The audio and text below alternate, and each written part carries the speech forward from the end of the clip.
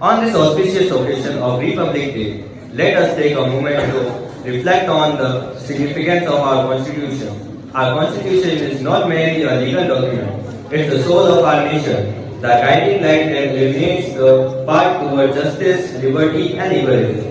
As the head boy of our school, I am proud to stand here and emphasize the importance of our Constitution in shaping the democratic fabric of our great nation. It's a testament to the collective wisdom of our forefathers who envisioned a society where every citizen is treated with dignity and has a right to participate in the nation's progress.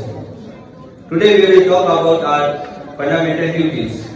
Fundamental duties was introduced in the time of emergency by Sardar Swaram Singh Committee 1974. It was Article 51A, Chapter 4A. The whole article is about 10 fundamental duties. After it, one more fundamental duty was added in 82nd Act.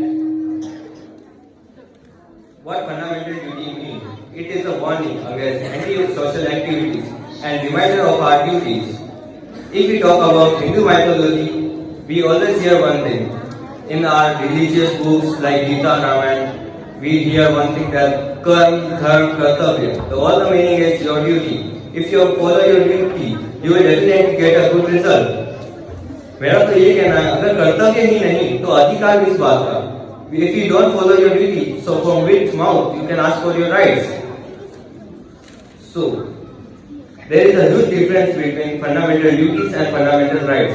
Fundamental rights are enforced by the law, whereas fundamental duties aren't. If we talk about Verma Committee 1999, Verma Committee proposed to enforce the fundamental duties because they are all good for us and our country. But the Supreme Court rejected. Yes, because few things are that they keep in our heart, not by enforcing law on us. If we talk about fundamental duties that mention scientific temper, if we can't enforce the law on the population of India, where there are cultural diversity and religious variety. But the other fundamental duties are enforced indirectly, just like forest protection and many more laws are enforced our fundamental duties. So that's all. And the preamble, the heart of our Constitution, about the aspiration of a justice and inclusive society. It reminds us of a commitment and secure justice, liberty, equality and fraternity for all citizens. As we celebrate Republic Day, let us renew all pledge to uphold this value and contribute to the betterment of our country.